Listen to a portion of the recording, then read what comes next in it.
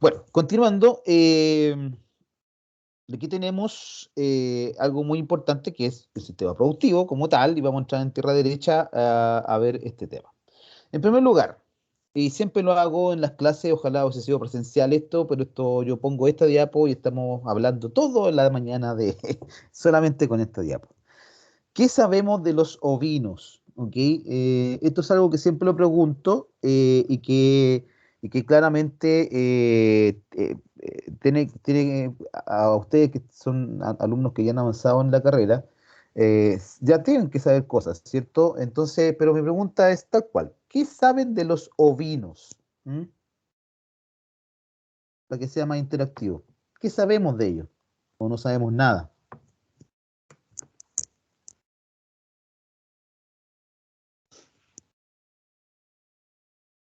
Chicos, ¿qué saben de los ovinos?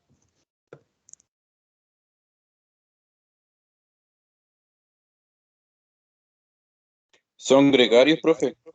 ¿Ya? Son gregarias. ¿Qué más?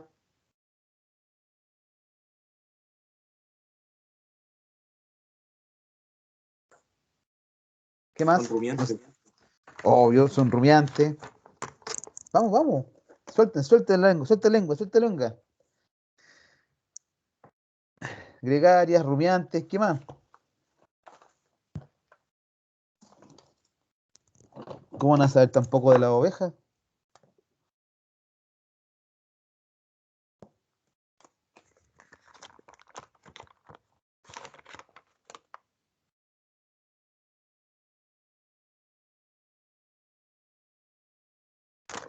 Chiquillo, cómo tan poco? No puede ser.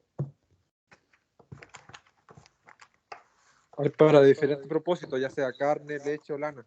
Ya, perfecto, muy bien. ¿Qué más? Gregarias, carne leche lana, rumiantes, ¿qué más? Por ejemplo, en el tema reproductivo, no hay hartas diferencias. Eléctricas estacionales con un ciclo estral de 17 días aproximadamente. Ok, poliéstricas estacionales, perfecto, con ciclo estral de 17 días, más o menos. Ok, ¿qué más? Justamente de ese aspecto que sean poliéstricas estacionales. ¿A qué se refiere con eso?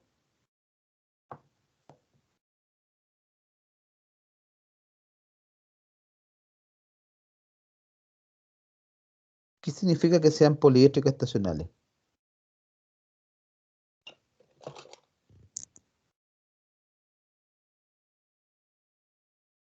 Concentran los celos No escuché bien. ¿Cómo dijo? que concentran los celos en una estación del año, en este caso en invierno. En invierno. Ok. Eh, ¿Quién fue que dijo eso? La Romina. Ah, Romina. Ok. Romina, en invierno ya. Entonces te dice que concentra los ceros en invierno. ¿Están todos de acuerdo que es así?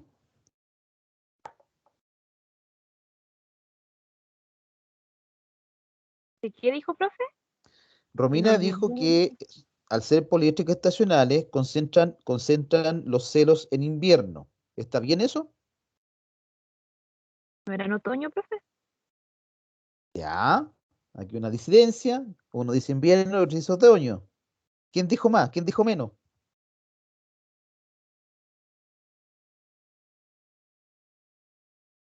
¿Ya? ¿Qué más, po? Son políticas estacionales. Uno dice que es de invierno, otro dice que es de otoño. ¿Y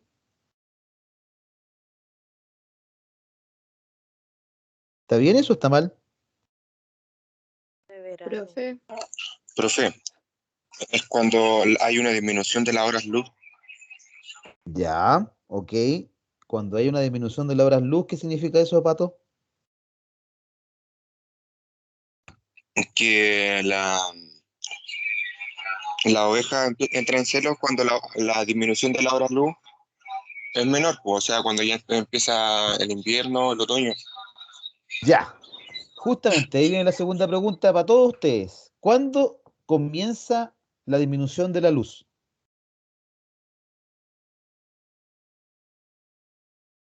Esta es la pregunta clave que hago todos los años. ¿Cuándo comienza la disminución de la luz? Solsticio de invierno. El solsticio En de diciembre, invierno. profe. Verano, profe, si no, si invierno aumenta. Empieza a aumentar. Ah, En el bien, bien, verano se empieza están a disminuir. acordando. Don Rodrigo, ¿qué hizo usted? Nayeret también dice lo mismo. ¿Cuándo es? ¿Cuándo es Don Rodrigo o Nayeret? ¿Cuándo es entonces? En verano. ¿De verano cuándo? Entre En febrero y abril, profe. 9 de diciembre. ¿Quién dijo Carla? Carla dijiste tú, 21 de diciembre. No, yo dije febrero, abril. Fue Claudia. Ah, la Claudia, ya. ¿Por qué 21 de diciembre?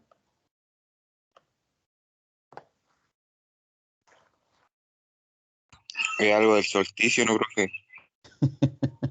Sí, el solsticio de verano. Ya, bien, ya, para aclarar, para no molestar tanto. Efectivamente, uno dice, pero ¿cómo si estamos en verano? Sí, comienza el verano, justamente. ¿Cuándo es el día más largo del año? Justamente cuando ocurre el solsticio de verano. Y eso es el 21 o 22 de diciembre, dependiendo del año en que estemos, ¿cierto? Recuerden que la Tierra va girando, pero no es tan perfecta ese giro total que hace, hay minutos, horas que varían. Por lo tanto, en el solsticio de verano, que ocurre el 21 o 22 de diciembre, es el día más largo del año y la noche más corta. Pero eso marca un inicio del retroceso de eso mismo. Ahí tenemos el día más largo, pero desde ahí para adelante empiezan a acortarse los días, segundos, minutos. Nosotros no nos damos cuenta porque vamos a estar en pleno febrero con sol hasta las 8, 9 de la noche, qué sé yo, está claro todavía, pero nosotros no nos damos cuenta, pero las ovejas sí. ¿Por qué? Porque cada vez que pasa un día, después del 21 o 22 de diciembre, cada día que avanza, segundos, va disminuyendo la luz día. Esa disminución de luz día hace activar el eje hipotálamo-hipófisis a través del iris. Recuerden que la oveja capta la sensación de más o menos luz a través del iris y emite señales, digamos, neuronales que activan el eje hipotálamo-hipófisis. Y eso hace activar el sistema reproductivo ovino. Eso no se lo tienen que olvidar nunca, ¿ok? Porque yo entiendo que las personas pueden decir, no, si en otoño entran en celo o en invierno, pero ustedes no, porque técnicamente no es así. Técnicamente es cuando ocurre el solsticio de verano y de ahí para adelante un ovino empieza a, en este caso las ovejas, y también los machos, por supuesto, empiezan su activación sexual gracias al eje hipotálamo hipófisis gonadotrofina. ¿Ya? Por lo tanto, sí o sí, sí o sí, nosotros, este ciclo comienza ahí. ¿Y por qué yo lo veo desde el punto de vista reproductivo? No podemos separar el ciclo ovino productivo de el ciclo ovino reproductivo. Van de la mano. Uno puede tirar líneas, digamos, o hacer todo el calendario desde enero a diciembre con muchas acciones productivas, ¿cierto? Que vacunación, que el encaste, que parto, que qué sé yo, pero eso va muy de la mano del ciclo reproductivo del ovino.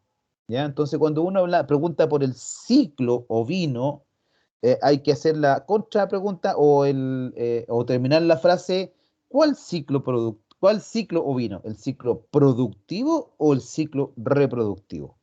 ¿Ok? Entonces, porque una cosa es ver el ciclo reproductivo, que en el fondo es el aumento de LH, FSH, la ovulación, bla, bla, bla, eso es un ciclo reproductivo. Pero nosotros cuando hablamos de ciclo ovino, siempre vamos a hablar del ciclo productivo anual, que incluye obviamente la ciclicidad reproductiva o el ciclo reproductivo como tal. ¿Ok? ¿Ok? Por lo tanto, nuestro ciclo, entre comillas, productivo, parte, digamos, en diciembre o fines de diciembre y comienza, obviamente, ya después en enero y ahí uno puede seguir hacer cualquier, digamos, calendario sanitario a partir de enero para adelante. pero tomando en cuenta obviamente los aspectos reproductivos de ese mismo calendario. ¿Ok?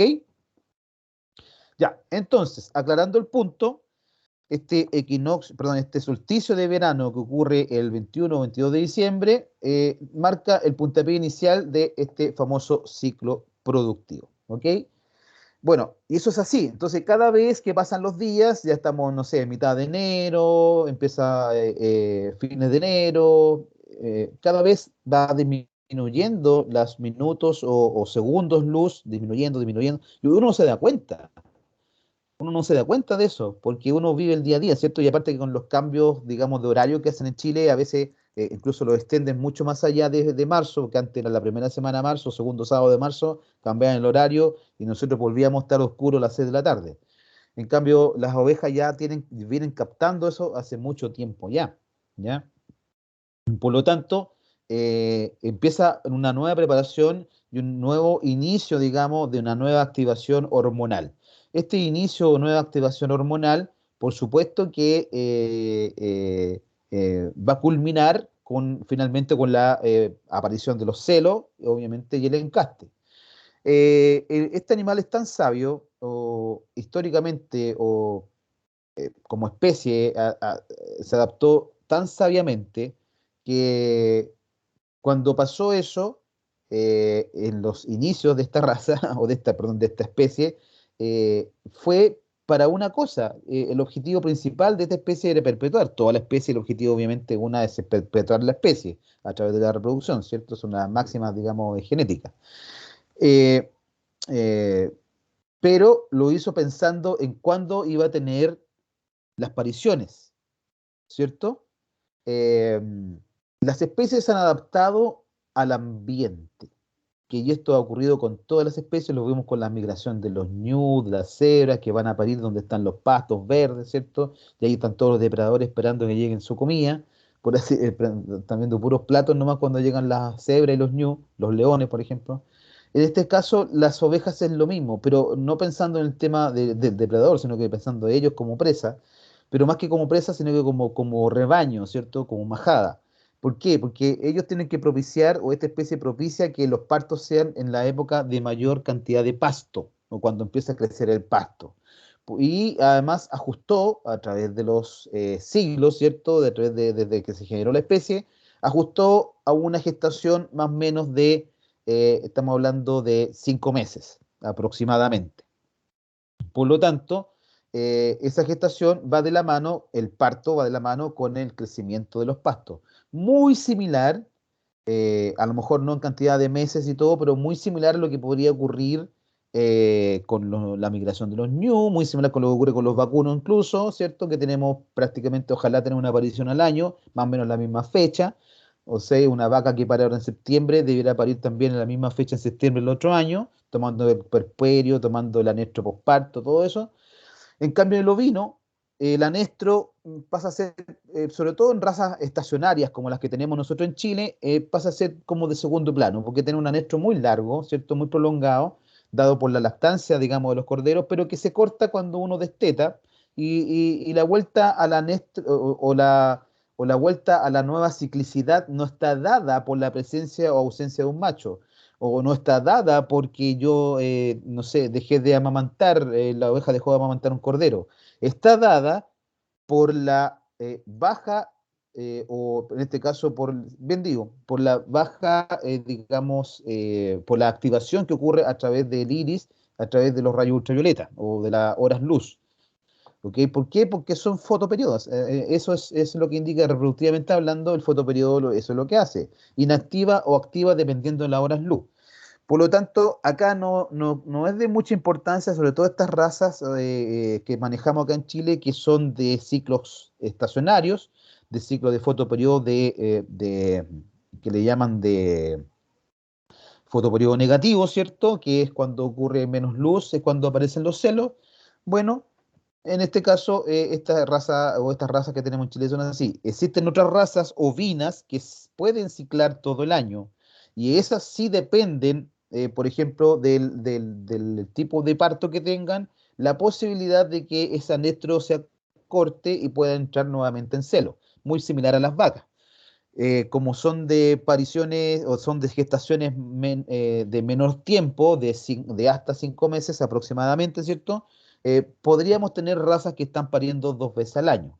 Pero eso es cuando tenemos razas que son cicladoras continuas, que aquí en Chile casi no hay. La mayoría de las razas de pelo, la Peldewey, por ejemplo, u otras, la Dorper también, son razas que podrían tener ciclicidad continua sin ser fotoperiódicas.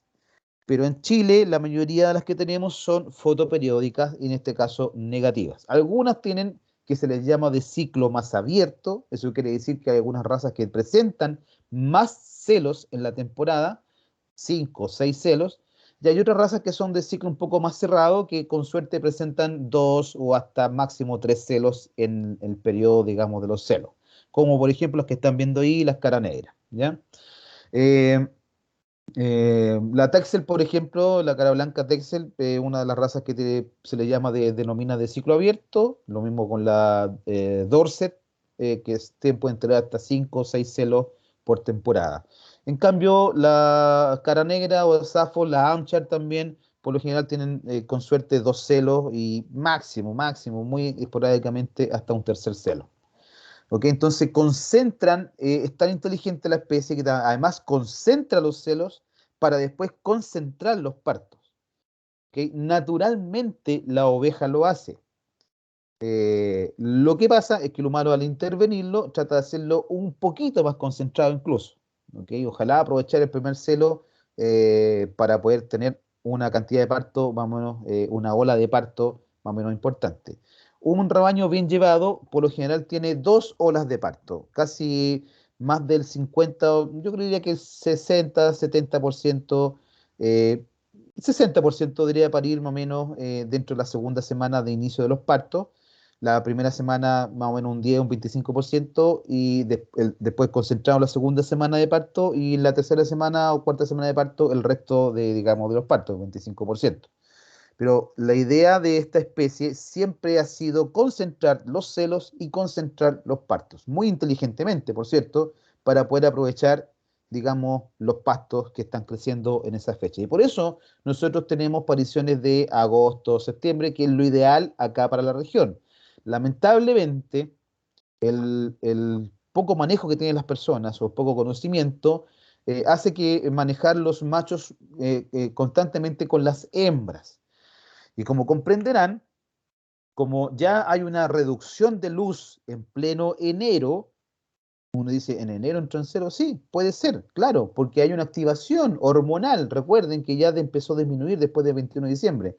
Entonces, perfectamente una oveja puede entrar en celo en enero, sobre todo con la presencia del macho por el famoso efecto macho de la ferormona.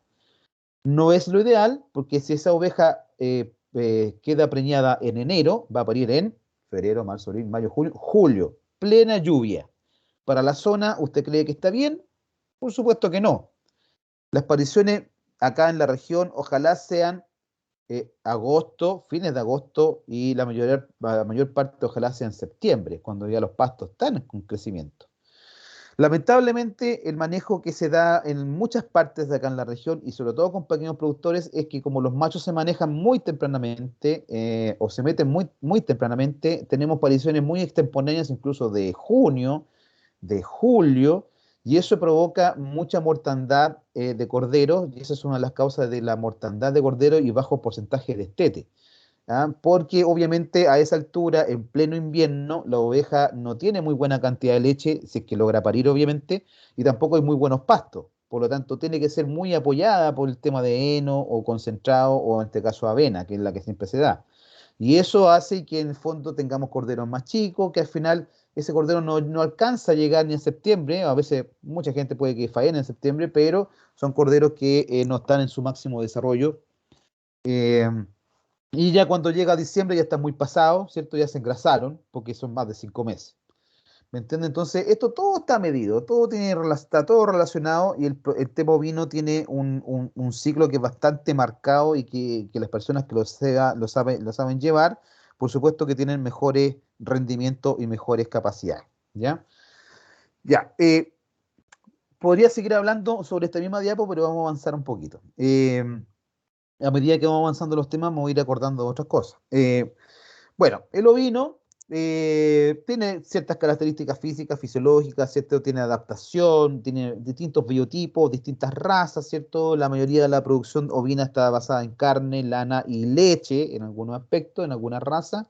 Siempre hay prácticas de manejo que son habituales en la majada o en el rebaño, y también hay que considerar el bienestar animal de estos animalitos, ¿ya?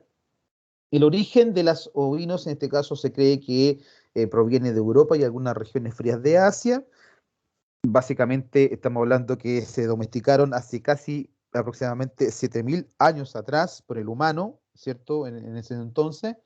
La oveja, al contrario de lo que muchos piensan, ya estaba acá cuando llegaron los españoles, porque muchos dicen que los españoles trajeron las ovejas, pero más que nuevo, ya está confirmado ya que en realidad la oveja fue traída mucho tiempo antes, básicamente hace 1500 años antes, acá a América.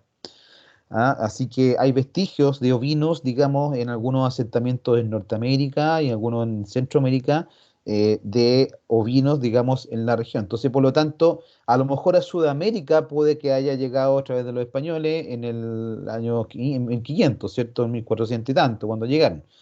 Pero se habla de que ya el ovino existía hace 1500 años atrás, ¿ok?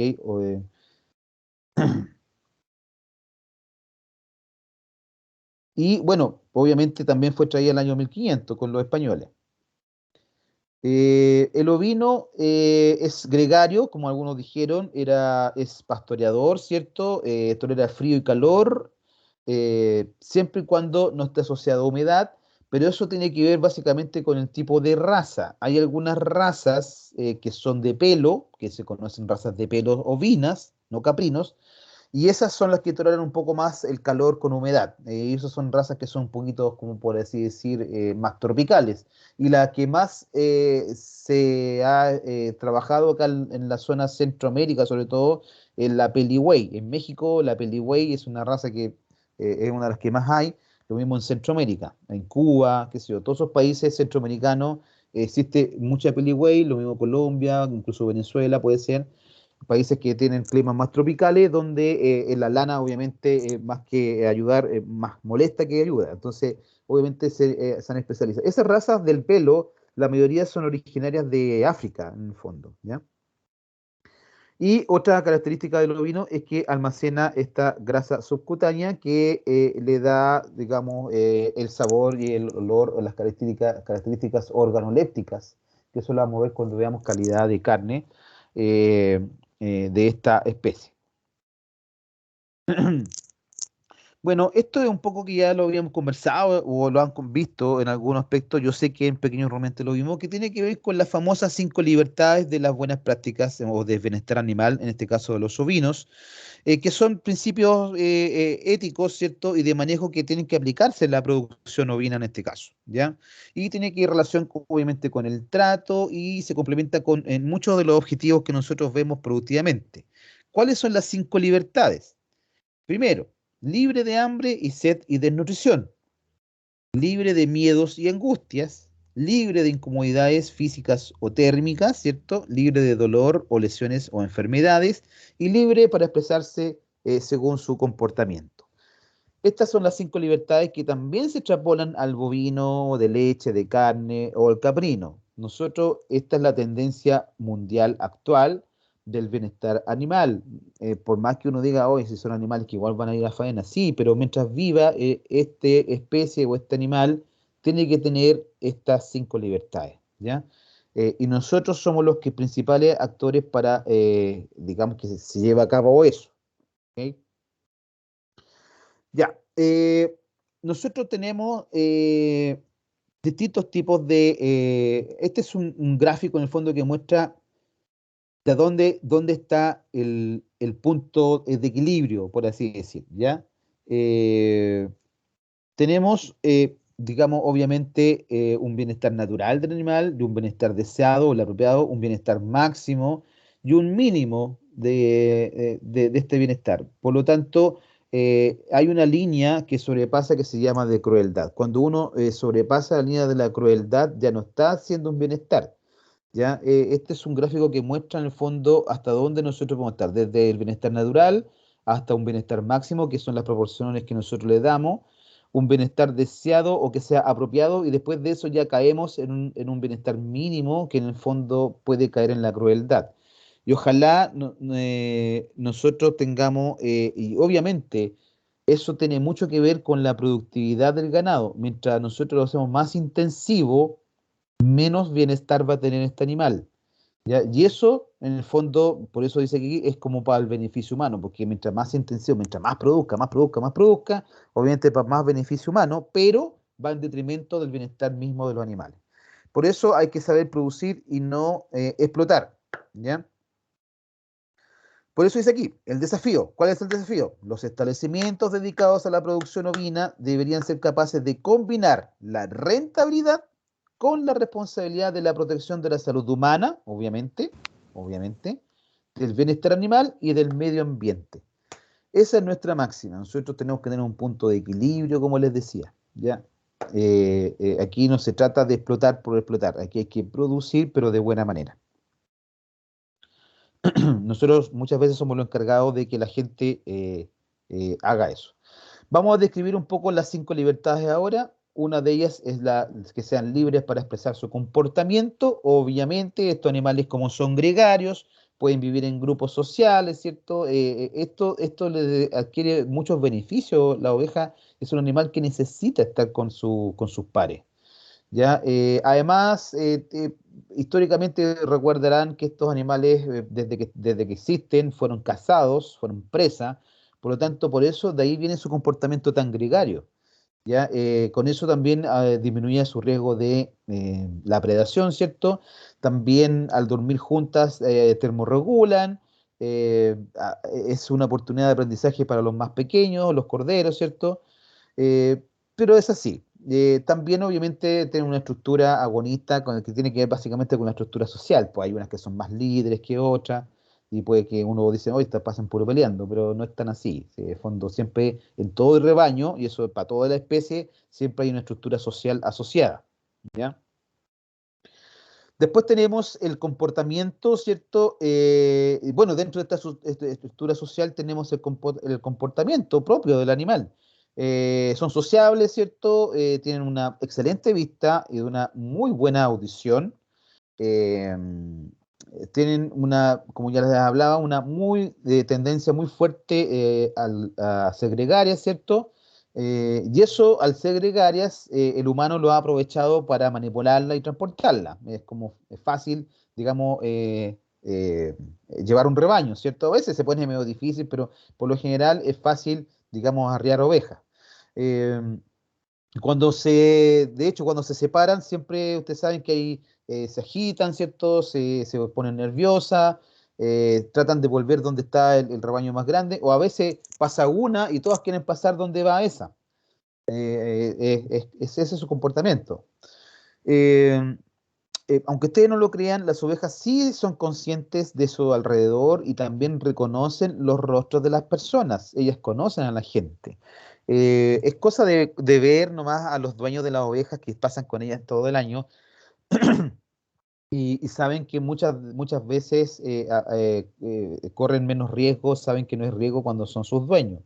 Se ponen más nerviosos, obviamente, cuando aparecen más personas. Y ahí eso nos pasa a nosotros cuando vamos a ver lotes de ovejas a veces y se asustan tanto y andan tan asustadizas por lo mismo, porque no nos reconocen, ¿ya? Por lo mismo también reconocen olores, reconocen las voces de las personas, las caras de las personas, tienen memoria, ¿ya? Al tener memoria, obviamente hacen el trabajo más eficiente. Por ejemplo, mucha gente ocupa para llamarla, yo conocí una señora que en un tarrito, en una botella, hacía sonar las piedras, y ese sonar de piedra, las ovejas volvían y corrían solas a encerrarse al corral porque significaba que le iban a dar avena. Entonces, esa memoria, obviamente, el humano la ocupa para hacer manejos, por ejemplo. En este caso, esta señora la ocupaba para que las ovejas volvieran a su corral, a su galpón, ¿ya? O a su cobertizo. Eh, Obviamente también reconocen a sus congéneres, hacen relaciones grupales, incluso de madre e hija. Muchas veces cuando uno deja borregas, por lo general siempre andan como en pareja. Se reconocen madre e hija porque casi nunca pierden el vínculo, ¿ya? Porque son las ovejas que quedan y después llegan las hijas que son de reposición y por eso se reconocen, ¿ya? Y por eso establecen estas relaciones. Claramente esas relaciones uno no debiera romperlas, no debiera separar ese tipo de animales cuando siempre tú ves que andan juntas una de la otra.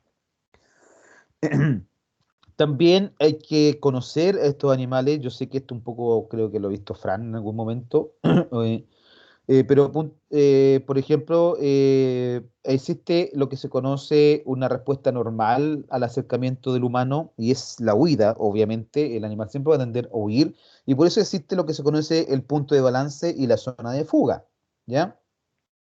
El punto de balance siempre va a estar en más o menos la altura de la cruz del animal, ¿cierto? La articulación escapulohumeral, arriba, en la altura de la cruz, básicamente al nivel de la dorsal, ¿ya? Ahí, si usted se pone ahí, a esa altura, obviamente el animal va a avanzar hacia adelante o va a avanzar hacia atrás. Si usted rompe ese balance, el animal si va hacia atrás, caminar hacia atrás, el animal va a avanzar hacia adelante, y si se va hacia adelante o hacia la cabeza, hacia craneal, el animal va a retroceder, ¿ya? Es así, ese es el famoso punto de balance. Después está lo que se conoce como zona de fuga, que es el espacio o distancia mínima alrededor del cual permite que se aproximen sin sentirse incómodos. Esa zona de fuga es desde más o menos el ángulo que le permite ver visualmente. Hemos estado en algunos corrales, ¿cierto? Nosotros hemos estado trabajando en corrales con animales y ustedes saben que la oveja siempre está pendiente, ¿cierto? Siempre está mirando, tiene una posibilidad de ver, no al 180 grados como el caballo, pero tiene una buena capacidad. Hay una zona ciega que es atrás del animal donde no la va a observar. ¿Ya? Eh, y es así donde, bueno, uno puede trabajar. Esta es la famosa zona de fuga, ¿cierto? Ahí la zona negra, donde dice en B, dice posición del operario para iniciar el movimiento animal, o en A, posición del operario para obtener el movimiento animal. Entonces, uno se pone en esa altura, digamos, y la oveja va a caminar, ¿ya? Bueno, estos aspectos obviamente son estudios que se han hecho básicamente porque estos animales hay que trabajarlos de esta forma para evitar, muchas veces solamente conociendo esto uno sabe para dónde va a ir el animal. Y usted sabe, sigue una y siguen todas las demás. Así que por eso ha resultado bastante beneficioso conocer estos parámetros para justamente hacer manejo con los animales, en este caso con los ovinos. También cuando uno camina en una manga, al caminar en dirección contraria, usted también me imagino que lo han trabajado, incluso con vacas también resulta esto, a veces no tanto, con las vacas son más porfiadas, pero en oveja uno camina de forma contraria como están ellas dispuestas en la manga y la oveja tiende a arrancar hacia adelante, y por lo tanto ahí uno puede ir llenando más la manga, eso siempre ha sido así. ¿Ya? ¿Por qué? Porque eso es la tendencia a la oveja a arrancar, por lo tanto, siempre va a tener a tratar de arrancar de la forma opuesta a lo que uno va.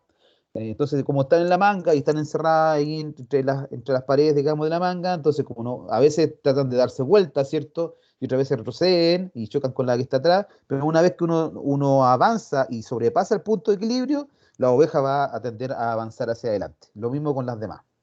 ¿Ya? Es algo que uno en el manejo uno lo va a conocer y va a ir viendo, ¿no? Como se sabe, es una especie que siempre ha sido una presa, por lo tanto, de un instinto a estar siempre en vigilancia y siempre en comportamiento de fuga. Por eso uno dice, oye, son ariscas, no es que sean ariscas, son miedosas en el fondo. Siempre están con miedo, ¿ya? Sobre todo, como ya les dije, cuando llegan personas como nosotros que venimos a hacer algún, no sé, de parasitar, vacunarla, y se asustan, pues están con mucho miedo, ¿ya? La audición obviamente va a incrementar el movimiento por algún tipo de dirección. Y eso, por eso uno les mete bulla, algún boche, ¿cierto? Porque también eso también indica dónde viene el peligro, ¿cierto? Eh, También pasa con el tema del olfato. El olfato básicamente está más relacionado cuando estas animales o esta especie, digamos, está a campo y puede, digamos, olfatear, digamos, algunos depredadores. Eh, Lamentablemente ustedes saben que la oveja por lo general siempre ha sido muy atacada por perros aquí en la región y en todos lados en realidad. Y por lo tanto, tiene clarito que a la aparición de un perro o la presencia de perros que no sean del predio, obviamente las va a asustar y va a provocar que huyan también. Ya, eso con respecto a la libertad de momento. Después tienen la libertad de hambre y sed. O sea, hay que asegurar sí o sí que estos animales tengan la suficiente comida y la suficiente agua para mantener obviamente su estado fisiológico normal y su estado sanitario y el vigor correspondiente, y hay que evitar, obviamente, periodos prolongados de hambruna o de malnutrición y de sed. Recuerden que en el campo existía la mala, o todavía hay mucha gente, antigua sobre todo, que dicen que la oveja no toma agua, que es un mito, digamos, del campo. Eso no es tan así, obviamente. La oveja claramente necesita agua. Lo que pasa es que tiene mayor capacidad de absorción, y eso ya un poco ya, algunos ya lo saben, es porque tiene una vuelta más en el colon ascendente. Dentro de la absorción de agua, unos el omaso, ¿cierto? Pero la mayor cantidad de agua se retiene en el intestino grueso, en este caso en el eh, ¿cómo se llama? En el colon ascendente. Y en primera porción del colon ascendente, en el caso de los rumiantes, en el caso del bovino, tiene 3 vueltas centripetales y 3 centrifugales, o giros centripetales y giros centrifugales. En el caso de los ovinos y caprinos, tienen 4 vueltas. ¿Ah? Por lo tanto, eso también indica el tipo de feca que va a proporcionar el animal. Porque al absorber mayor cantidad de agua, también la feca que se forma es más contrañida y por eso tenemos una feca de tipo crotín, que se llama, en bolita, ¿cierto? Porque además sigue avanzando y se sigue absorbiendo agua a medida que avanza por el colon. A diferencia, y aparte también tiene mucho que ver con el tipo de cómo come la oveja. Por eso, cuando a mí me molesta mucho cuando a muchos colegas, sobre todo los más antiguos, hablan de que la oveja es una vaca chica, para nada, no es ni parecido a una vaca chica. No existe ese concepto para mí. Son especies absolutamente distintas, por más que compartan ser rumiantes y tengan similitud en algunas, digamos, en muchas, digamos, de las proporciones anatómicas o de los componentes anatómicos. Pero para nada son vacas chicas. No quiero escuchar nunca a ustedes decir que es una vaca chica. Porque ya por el tema reproductivo ya hay mucha diferencia y ni hablar del tema digestivo. Hay bastante diferencia. Por más que digan, no, si igual son rumiantes, sí, ok. Igual tienen un rumen, retículo, maso o maso, ok, pero las funcionalidades son distintas. O sea, comparten funcionalidades muy similares, pero hay algunos aspectos que lo hacen diferenciarse. Por ejemplo, el tipo de bocado que obtiene una oveja es muy chico porque ella come muy abajo, por lo tanto el tamaño de bocado es menor versus el tamaño de bocado de una vaca que puede rasgar entre 20 y 30 centímetros de un pasto porque lo hace con la lengua y rasga con lo incisivo y eso lo traga. Por lo tanto, el tamaño de fibra, el tamaño de bocado de una vaca es absolutamente distinta. Eso también hace una diferencia respecto a las fecas mismas. Por eso en las vacas hablamos de bostas, porque es una bosta, porque hay mucho contenido de fibra, ¿cierto? Mucha fibra no digestible, por eso forma esa cantidad de bosta. Y versus una tipo crotín o una feca tipo crotín que tienen los bovinos y los caprinos, porque tienen esta diferencia anatómica muy importante en el colon ascendente sobre todo, ¿ok? Y también por una capacidad ruminal, o sea, una vaca come muchísimo más proporcionalmente a lo que come una oveja, proporcionalmente con su rumen, a pesar de que la proporción del rumen de la oveja es bastante grande respecto a su cuerpo, ¿ya? Pero como la forma de comer es distinta, o el tamaño de bocado, o el bocado es tan distinto, que el sistema digestivo, si bien es cierto, tiene funciones muy similares, tiene resultados distintos. Por ejemplo, con la feca. Y eso marca mucha diferencia respecto a algunas descripciones de algunas patologías, cuando uno describe si uno tiene diarrea o el otro no. ¿Ok? Porque si uno ve a un animal, una oveja con diarrea, se nota claramente que es diarrea porque su feca no es crotín. En cambio, una vaca a veces no resulta tan así. A veces como la feca de la vaca es tan líquida, es tan fibrosa, es una bosta, por lo tanto a veces no se diferencian algunas diarreas de otras. ¿Ven? Ahí hay una diferencia importante clínicamente hablando, ¿ya? Respecto a este tema de la alimentación o que sean libres de alimentarse, libres de hambre y de la sed, obviamente hay un patrón de pastoreo que hace la oveja, que un poco ya lo he descrito, ¿cierto? Siempre andan caminando despacio, con la cabeza siempre abajo, ¿cierto? Se distribuyen aleatoriamente en distintas partes, son bastante gregarias en el pastoreo mismo también y son bastante selectivas, ¿ya? Eh, por lo general, algunos se subdividen y van avanzando para ir pero hay alguien que pasa al otro potrero y allá van todos también. Es así. O andan en grupitos familiares, las que se conocen más. Eso es así. Pueden pastorear básicamente casi entre 8 a 9 horas al día, máximo hasta 13. Y eso va a depender del tipo y calidad de forraje que tengan, ¿ya? Se ha establecido, eso sí, que cuando se pastorean, más o menos lo hacen más o menos entre 7 a 9 periodos, que pueden durar entre 45 a 90 minutos durante todo el día, y eso lo va intercalando con la rumia, con el descanso o con simplemente el acicalamiento que se puedan hacer entre una de la otra. ¿Ya? Por lo tanto, el pastoreo de una oveja puede darse de esta forma. Hay algunos estudios que hablan de que una oveja en un potrero de excelente calidad, de una pradera de excelente calidad establecida con riego, incluso con una hora de pastoreo o un par de horas de pastoreo en la mañana, basta para que se llene y después en la tarde otra vez. Por lo general es así, ¿ah? Cuando tenemos buenas pasturas, por lo general la oveja se llena en la mañana, después rumea durante el resto del día y finalmente después en la tarde nuevamente come, ¿ya? Y si no, lo hace de forma intercalada cuando tenemos animales que están a potrero, digamos, y que a lo mejor la extensión de terreno permite que estén todo el día ahí sin ningún problema. Y eso han habido estudios que describen que lo hacen más o menos entre 7 a 9 periodos, y en esos 9 periodos cada uno de los periodos puede durar hasta 45 minutos con la cabeza agachada. Ahora, todo depende del pasto, todo depende de la calidad, ¿ya? Si tenemos buena cantidad y calidad de pasto, claramente esos periodos se disminuyen y el tiempo de pastoreo también, ¿ya? La tercera libertad, que sean libres de incomodidades físicas y térmicas, ¿ok? ¿A qué se refiere con esto?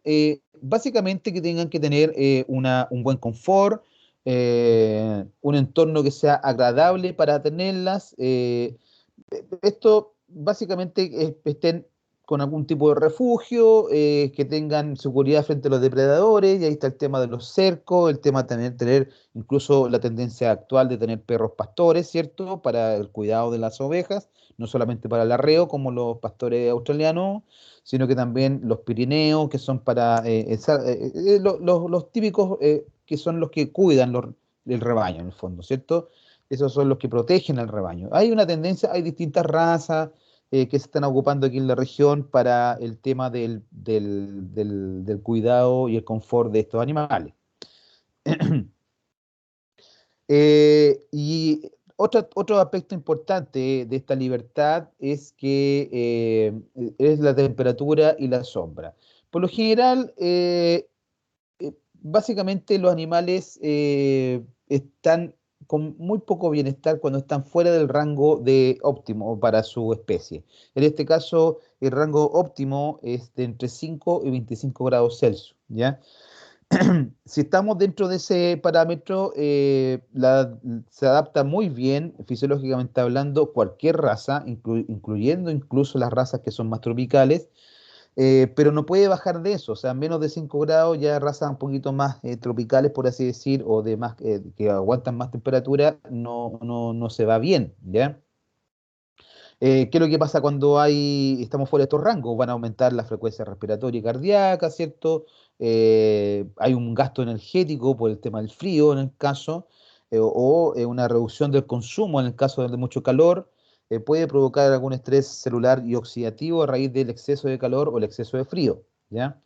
Por lo general siempre se habla de que los corrales deben tener sombra, y los alimentos y la bebida del agua también deberá estar a la sombra, ¿ya? Un tercio de todo el corral debería tener sombra, por lo menos, por lo bajo. ¿Ya? Siempre en el campo es bueno tener árboles también, no es bueno tener potreros que estén muy despoblados de árboles, porque por lo general en días más calurosos en el verano, la oveja va a tender a buscar sombra. Obviamente, acá en la región, esos meses de enero y febrero, donde hay más calor, por lo general el ovino está en el periodo seco, que se conoce como periodo seco. La oveja, si bien es cierto, está activando su actividad sexual a raíz de que la disminución de horas luz diaria, pero como no están los machos presentes, no va a haber una activación completa y no va a haber un inicio del celo. Por lo tanto, tampoco necesitamos que en este periodo la oveja aumente de peso. Hay una mantención. Después vamos a ver un poco las condiciones corporales correspondientes a cada periodo, ¿no? Pero eso, siempre hay que proveer sombra. Y el estatus normal o el estatus ideal para el ovino para desarrollarse completamente siempre va a estar entre los 5 y los 25 grados Celsius. Menos de esos, recuerden, o va a aumentar su frecuencia, va a aumentar el gasto energético, o lo contrario, va a aumentar la frecuencia cardíaca respiratoria a raíz de mucho calor, va a haber un estrés celular y oxidativo a raíz de estos extremos. ¿Ya? Ahora bien, las ovejas por lo general son bien adaptadas. ¿Ah? Uno dice, pero ¿cómo en Magallanes hay tantos, todavía hay tanto frío? Pero saben que allá es distinto el frío. Acá el frío es más porque acá hay heladas y hay mucha lluvia y hay mucha humedad. Por lo tanto, siempre hay que tener mayores resguardos en invierno con las razas ovinas acá en la región.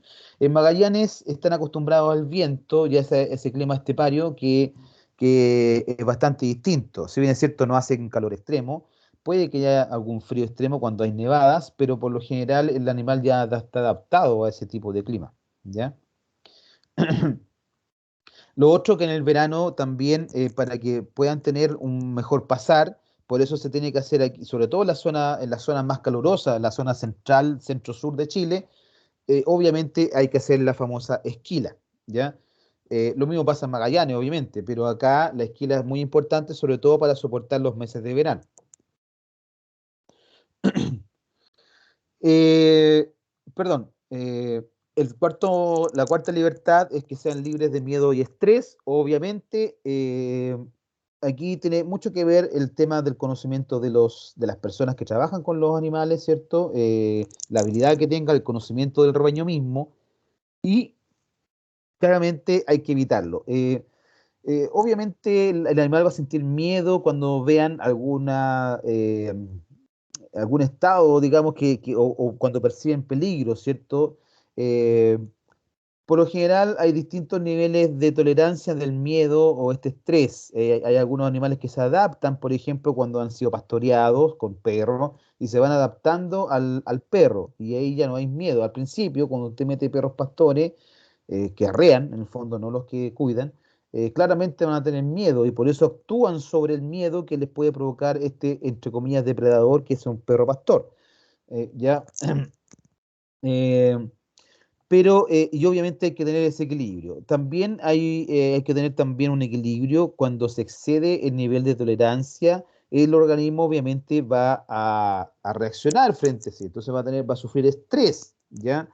Y esos estreses o esos factores estresantes va a suprimir, digamos, a estos animales de tal forma que puede haber un estrés tan constante que de pasar de agudo a ser crónico y finalmente la muerte. Los animales estos pueden morir por estrés, pero el estrés obviamente no es que muera de estrés, sino que va a tener consecuencias fisiológicas. Quizás el estrés va a provocar la aparición de una baja de la inmunidad y esa baja de inmunidad puede que se desarrolle algún tipo de enfermedad dentro del animal, ¿ya?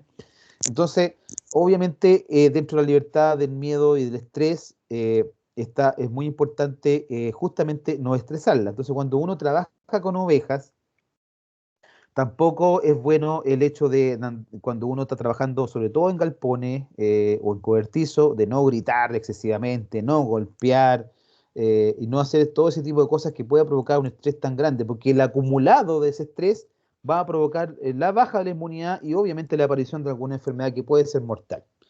¿ya? Entonces, eso es algo muy, muy importante. Para eso también se ha descrito, y esto tiene mucho que ver con lo que habíamos hablado de bienestar animal, ¿cierto? Y sobre los tipos y fuentes de estrés, ¿ya?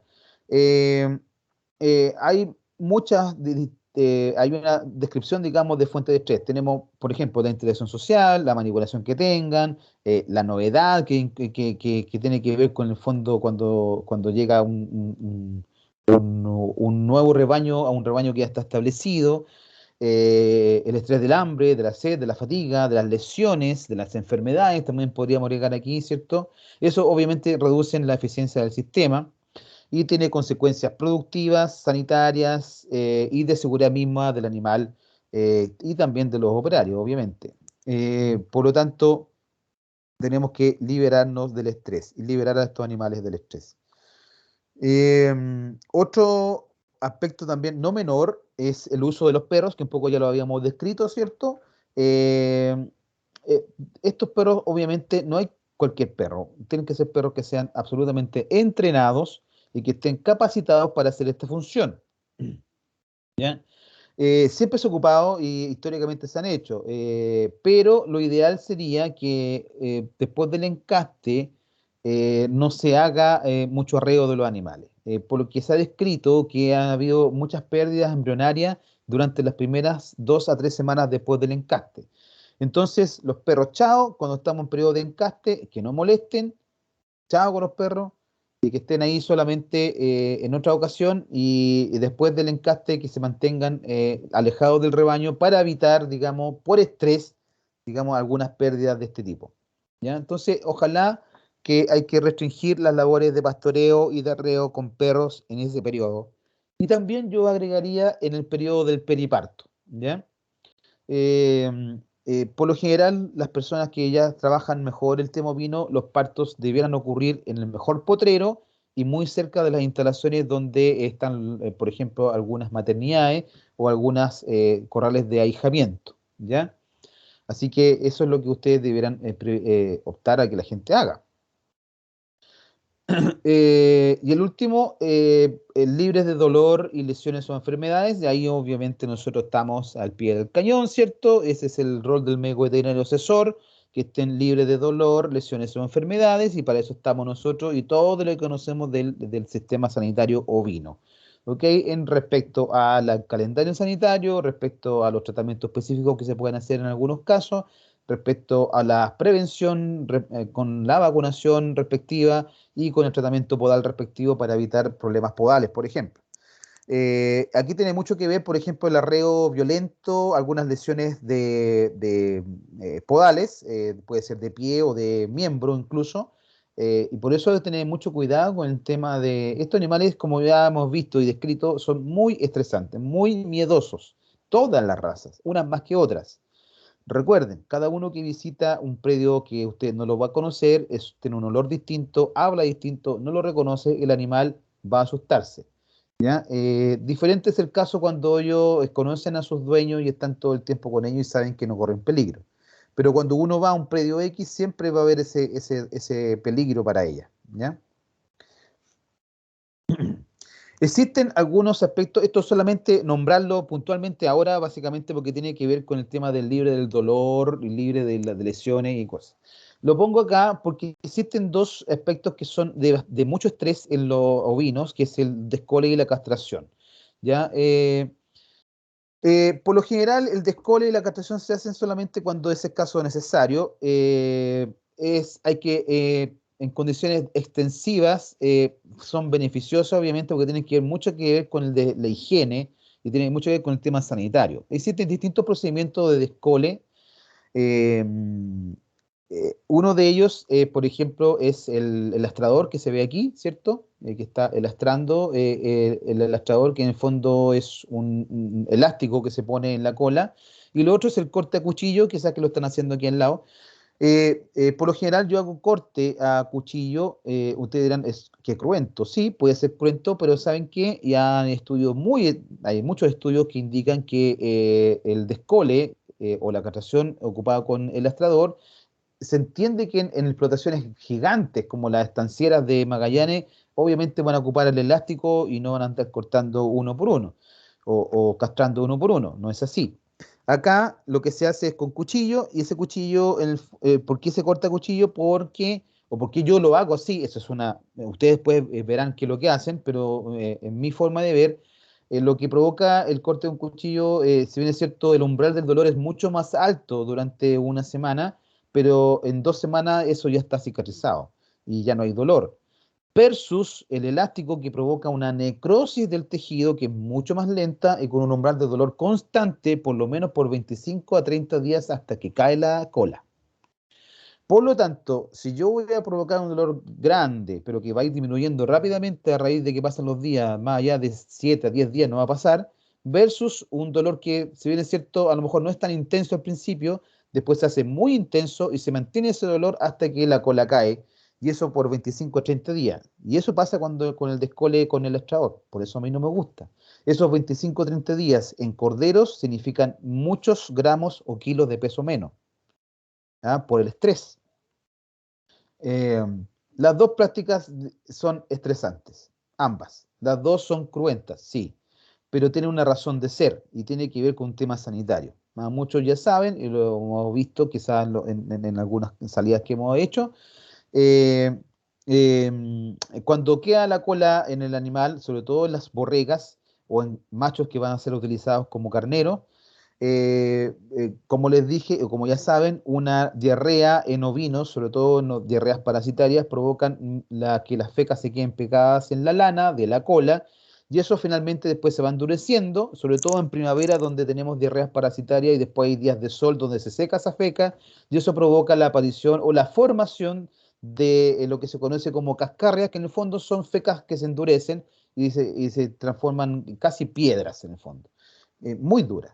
Esa piedra constantemente golpea la ubre de la madre y puede provocar mastitis por el efecto, digamos, que provoca la lesión en la ubre, puede provocar lesiones crónicas en esa zona y eso disminuir la capacidad láctea que tenga esa oveja.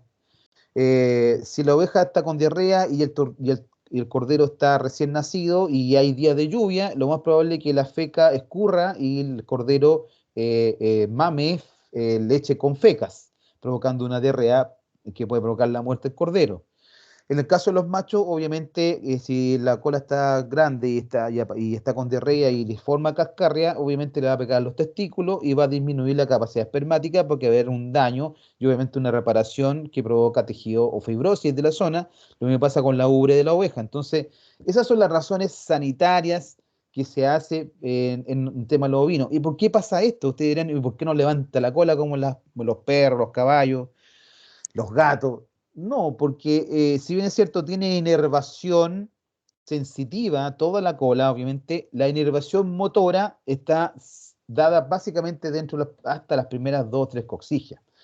Por eso, sobre todo en corderos, si ustedes los observan, cuando están mamando, mueven la colita, ¿cierto? Pero básicamente está como, mueve la parte de arriba y el resto está como hacia abajo, ¿cierto? Como que se mueve nomás, pero no la logra levantar completamente. Y eso es porque la inervación motora no llega hasta el final de las coxillas, ¿ok? Esa es la razón. Entonces, por lo general, las ovejas tienen la cola abajo.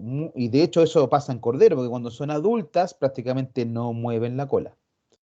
No la pueden levantar por el peso mismo también de la lana.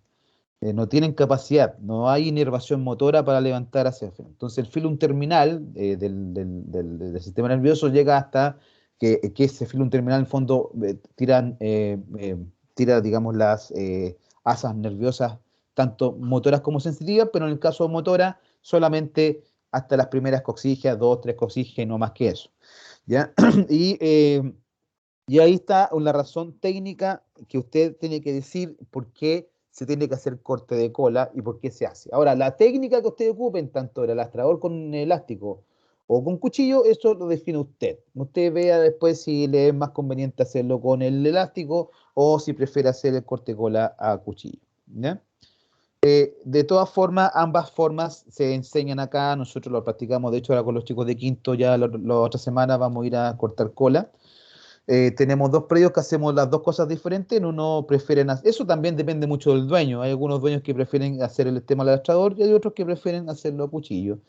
Y hay otras que se dejan, digamos, llevar según lo que uno les plantee. Si yo le explicara a un productor esto mismo, seguramente va a elegir hacerlo a cuchillo. ¿Ya? Bueno, también cuando se hace.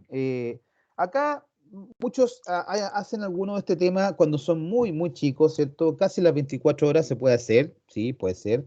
También hasta las 8 semanas, hasta los 2 meses, incluso después de eso. ¿Cuándo es el recomendable? Yo lo hago al momento de la selección o cuando hay que seleccionar para la reposición y eso puede ser incluso después de los 3 meses. ¿Por qué? Porque muchas de las razas que se trabajan acá en la región no se expresan tan bien hasta esa edad. A veces se ven muy chicos, de repente se desarrollan después de los 3 meses recién desarrolla su potencial. Entonces ahí hay que observar. Muchas veces cuando uno hace selección, cuando no tenemos registros muy, muy claros, ¿cierto? O no se ha hecho una selección muy específica, cuando uno hace selección, tiene que esperar a que el animal se exprese, ¿ya? Eh, lo ideal, bueno, acá tengo dos fotos donde uno indica lo que no se debería hacer, que las colas muy cortas tampoco es muy bueno. Lo ideal siempre es dejarle por lo menos unas 2 o 3 coxillas para que pueda alcanzar parte de la vulva, incluso a tapar parte de la vulva, porque si no el animal se queda muy desprotegido, ¿ya? Entonces tampoco es llegar y cortar a rajatabla, sino que hay una forma de hacerlo que eso obviamente se tiene que enseñar y se tiene que practicar, ¿ya? Eh, bueno, eso es lo que se considera, digamos, cuando uno hace este tipo de estrés agregado, que lo quise poner acá justamente porque es un estrés y que tiene que ver con el tema del libre de dolor. Lamentablemente sí hay un aspecto que eh, va a provocarle dolor al animal, que es este, ¿ya? Ya, otro momento de estrés, cuando hablamos de libre de estrés, es el transporte, ¿ya?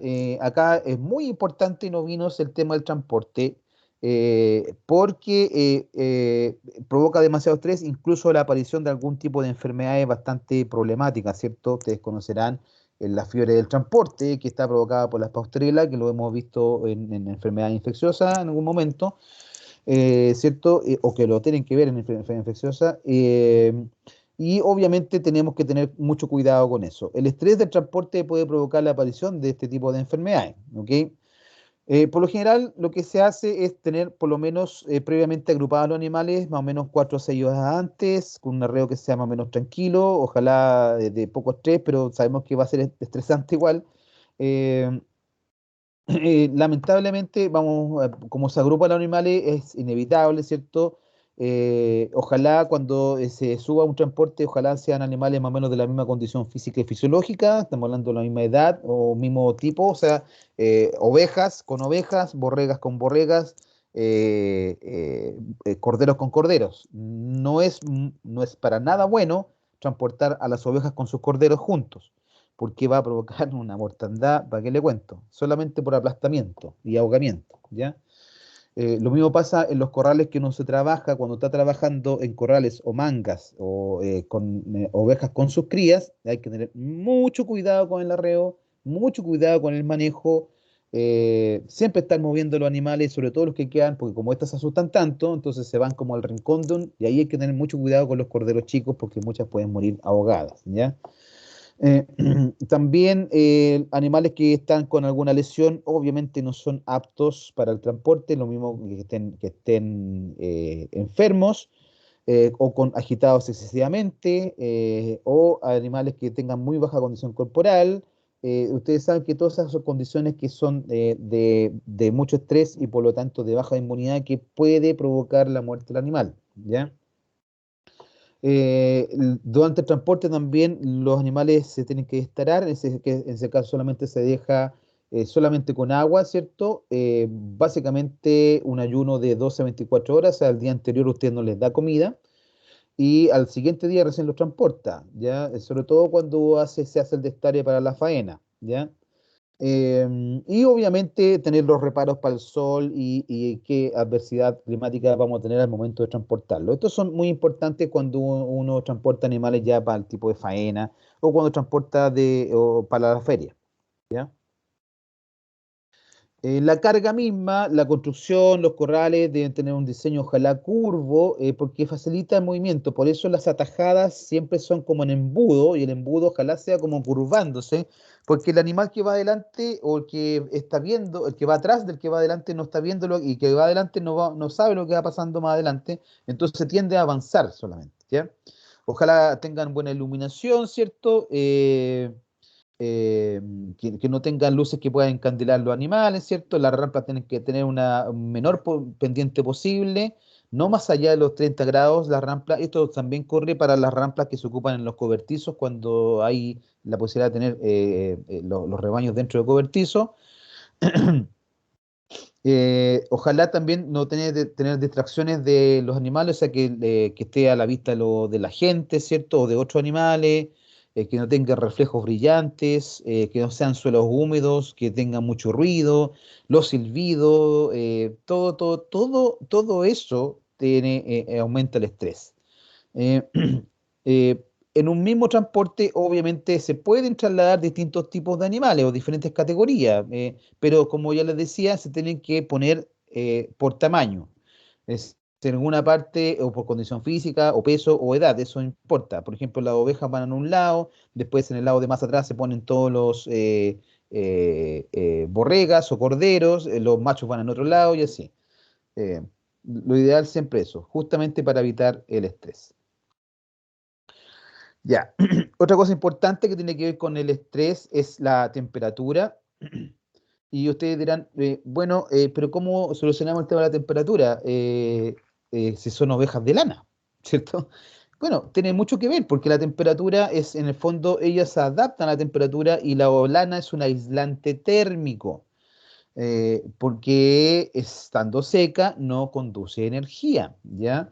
Y además el vellón tiene 9 partes de aire y una de lana, y ambas son aislantes, tanto del calor como del frío. Ahora, el calor soportable, recuerden que la temperatura ideal va de 5 a 25, sobre eso obviamente el animal va a empezar a sufrir, y aquí en el fondo la lana lo que hace es tener estos son los, digamos, lo que produce en el fondo, ¿ya?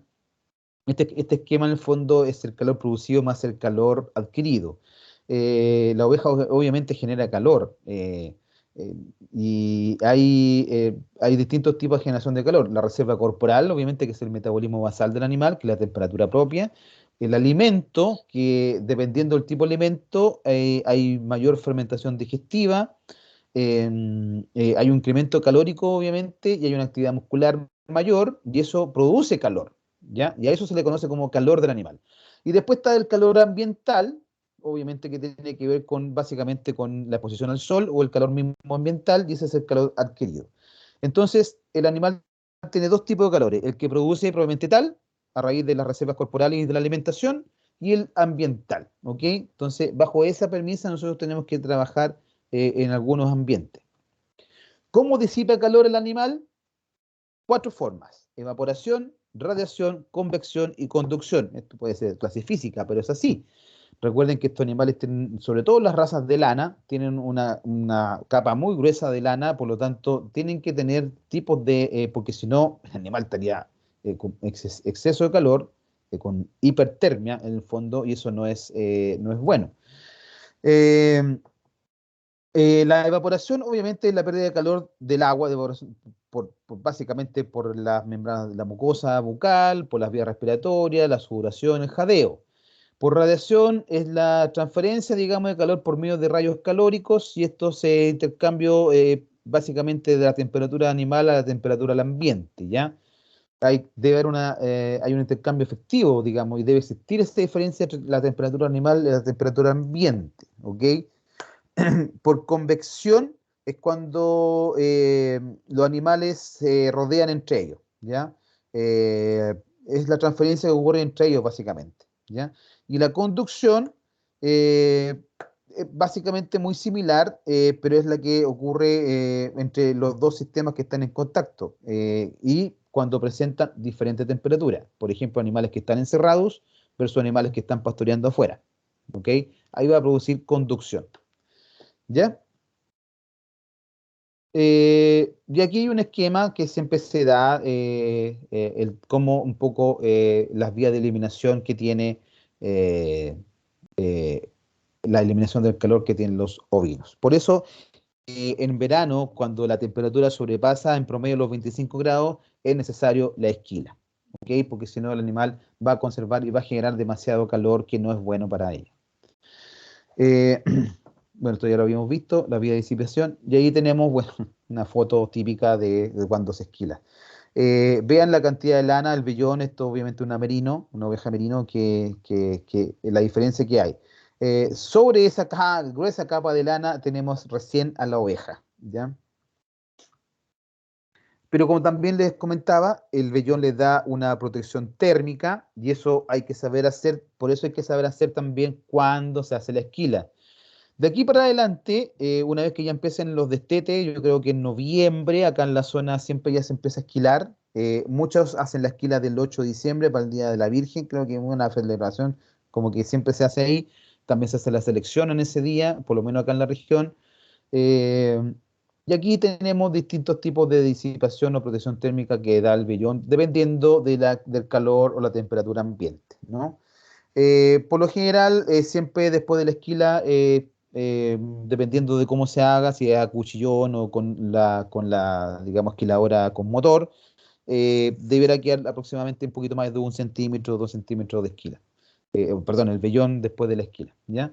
Eh, Ahora bien, claro, queda con la desprotegida y por eso es tan importante las zonas es tan importante, digamos, que tengamos zonas de resguardo, de sombra en los animales, sobre todo en verano, porque obviamente tenemos que evitar que eh, este animal se sobreexponga al calor, ¿ya? Claro que sería peor si te conservara la lana, ¿cierto? Ya. Ahí hemos visto todos digamos, las libertades que deberíamos considerar en nuestras ovejas. Y ahora vamos a entrar de lleno a los tipos de animales que nosotros trabajamos. Hay distintos biotipos, ¿cierto?, de razas de ovinos. Y entre ellos tenemos los laneros, obviamente, los carniceros, doble propósito, lechero y los peleteros, que tienen que ver básicamente con las razas de pelo. Las razas de que son sin lana, ¿cierto? Como las que yo les relataba, la peligüey y otras. Eh, Algunos aspectos de estos son de manera internacional, algunos biotipos, digamos, de qué aptitud son de algunos animales. Se describe algunas descripciones raciales y estos son los puntos que se toman en cuenta. Por ejemplo, la presencia o no de cuernos, el color de las mucosas, el color de la cara, ¿ok? El límite que cubre la lana a la cara, tanto en raza de lana como de carne existen diferencias. La protección visual de la lana también, la presencia de la papada o digamos, como cuello, digamos, de repente algunos tienen, el color de las pezuñas y el límite de cubrimiento de lana en las extremidades. Estos parámetros o esta descripción son los que se describen para todas las razas, sea de lana o las que vimos, lechero, lanero, carnicero, dolorobósito o peletero, ¿ya? Tomando en cuenta todo esto. Entonces, uno cuando tiene claro los aspectos de una raza, se tiene que fijar en estos parámetros. Por ejemplo, una cara negra no tiene cuernos y tiene el límite de cubrimiento de la lana atrás de la nuca. Tiene las mucosas relativamente claras, rosadas, respecto al color de la cara, que es negra. No presenta una papada prolongada porque no tiene cantidad de lana. El color de las pezuñas, por lo general, es negro. Estamos hablando, describiendo la Saffold y el límite de cubrimiento de las extremidades de la lana, por ejemplo, está sobre los corvejones o sobre digamos, la articulación eh, tanto carpal como la articulación, en el caso del miembro posterior, sobre la articulación tibio-tarsal, ¿ya? Y la apreciación de la lana visual de la lana es que es una lana, digamos, no muy grande, o sea, que no tiene un vellón muy pronunciado y que tiene, por así decir, poca lana, ¿cierto? En cambio, si describimos una Texel, podríamos decir que es de cara blanca, que tiene mucosas pálidas blancas, rosadas, ¿cierto? Que no tiene cuernos, no debería tenerlo, que es destapada de cara, que tiene cara blanca, que tiene una proporción de lana bastante pronunciada, que tiene destapadas las patas, las pezuñas blancas, que tiene destapadas las patas sobre la articulación del carpo y también del tarso, y así. Entonces, y podríamos describir una de lana, por ejemplo, una merino, que tiene presencia de lana en casi toda la cara, está cubierto casi toda la cara de la lana, excepto en la parte del morro, ¿cierto? Es de cara blanca y así sucesivamente podríamos describiendo una que otra raza, ¿ya? El biotipo o aptitud la vamos a ver dependiendo de cómo se expresa esta especie, ¿cierto? Por lo general, las laneras tienden a estar papadas, ¿cierto? Grande, porque ahí acumulan mucha, digamos, lana, por así decir, son de este tipo. Después vienen las de doble propósito, que son como la cordial, por ejemplo. Después vienen las carniceras, que como la que acabamos de describir, una Hampshire, una Suffolk, una Texel. Y las lecheras, como la Milchaff u otra la ¿cómo se llama esta? La que está en Chiloé, Lacha, la Lacha, y las peleteras que son estas razas, digamos, de piel. ¿Ok?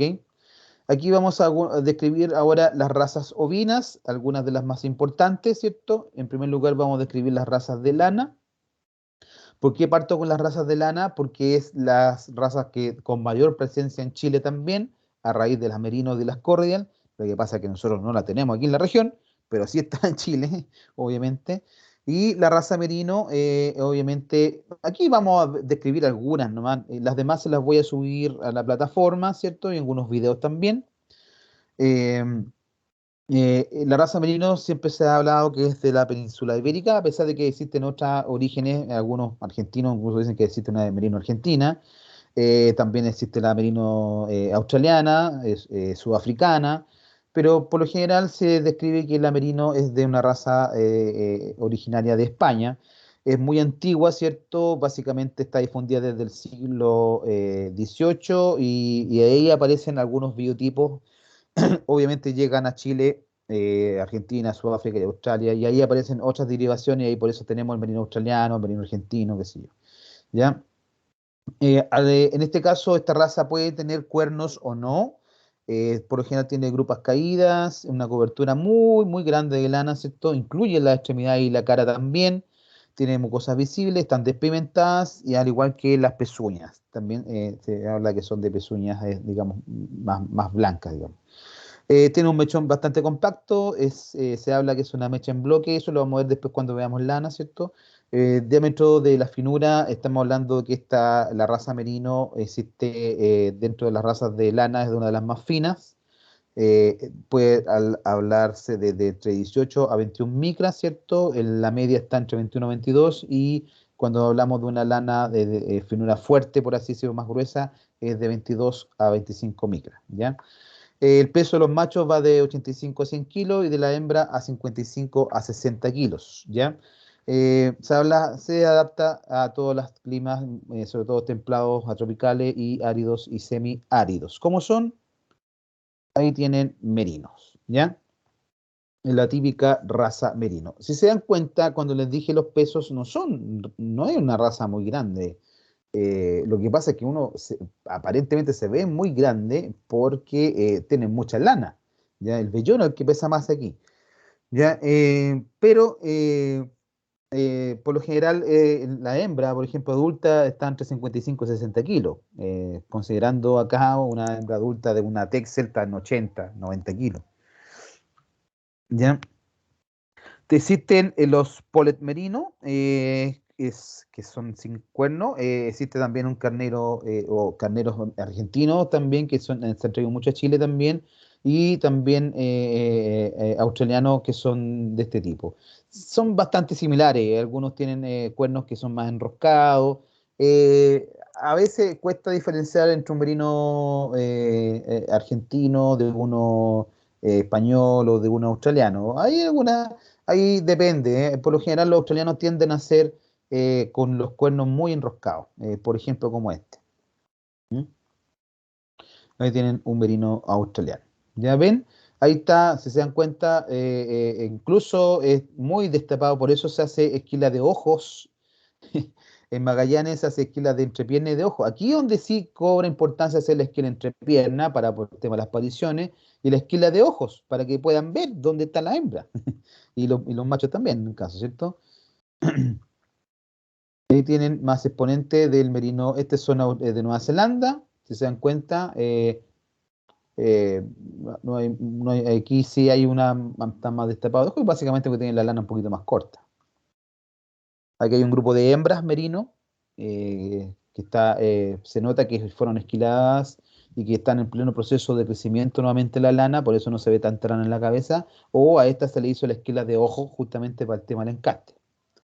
Eh, Creo que eso es. Hay una esquila de ojos, si se dan cuenta, están esquiladas en la frente y alrededor de los ojos, justamente para que me da la idea que se acerca el tema del encaste o del parto. Lo mismo acá, otro tipo de merino, ¿ya? Bueno, aquí existen distintas categorías. Los gringos, sobre todo los australianos, son se ponen la camiseta, ¿cierto? Entonces tienen una campaña, ¿cierto? Del merino australiano, ¿ya? También está el don merino, que es sin cuernos. Acá en Chile también hay mucho de estos. Básicamente porque por cruzamientos no es que se haya hecho ni nada extraordinario, simplemente por cruzamientos se fue optando por hembras y machos que no poseían cuernos para generar este tipo de animal, ¿ya? Y también tenemos el famoso merino multipropósito o el MPM, o también conocido como el merino de carne. Esta es una raza que se está difundiendo bastante en Chile también, y esta es una de las razas que a mí me gustaría traer acá a la región. Ha sido difícil, ha sido complicado, es una raza que no es fácil de traer, es cara, y también porque no sé si están dadas las condiciones para que la gente pueda trabajar esta lana. De hecho, esta lana de esta raza merino multipropósito o merino de carne, eh, resulta que es de la más fina, puede tener hasta 17, 18 micras. Sin embargo, tiene un peso cordero bastante similar a los pesos de los corderos de carne, por eso se llama merino de carne, tiene una alzada bastante importante. Entonces es como la raza ideal, ¿cierto? Tiene lana y carne a destajo, pero por eso se trabaja básicamente en los rebaños de Magallanes y no tanto acá. ¿M? Aquí tienen lotes de merino de carne. Si se dan cuenta, tienen una cara un poco más alargada, más flaca, no tan cubierta de lana como los merinos que hemos visto, ¿ya? Los merinos que vimos anteriormente. Ta- También tenemos otras razas que también están en Chile, que es la Polwar o la Ideal, muy difundida, y yo estas se las muestro porque son muy difundidas en Uruguay, Brasil y Argentina, ¿ya? Es de origen australiano, ¿cierto? Estas son 3/4 merino y 1/4 Lincoln. Es una de las razas buena productora de fibra, muy delgada, ¿cierto? De mucha finura y tiene una lana de muy buena calidad, ¿ya? De esta raza, bueno, los argentinos han derivado una que se llama, si no me equivoco, Ideal, creo. O no sé si le llaman Ideal o le llaman, ahí no me acuerdo. Los argentinos siempre, recuerden, nosotros estamos aprendiendo de ellos. Bueno, en Magallanes saben mucho también porque allá se comparten todas las cosas, pero nosotros acá, en la zona centro-sur, no sabemos mucho de estas razas en realidad, las conocemos muy poco, ¿ya? Uno dice, oye, esta raza me parecía a la merino. Sí, pues, sí es derivada de merino, pero es la famosa Polwar o Ideal, ¿ya? Y también, obviamente, ahí en la zona sur, ¿ya? Ven, ahí tienen, si se dan cuenta, tienen una cabecita bastante, un tanto distinta, ¿no? Al famoso merino. Ya. Hasta ahí era lo de hoy día. No me quiero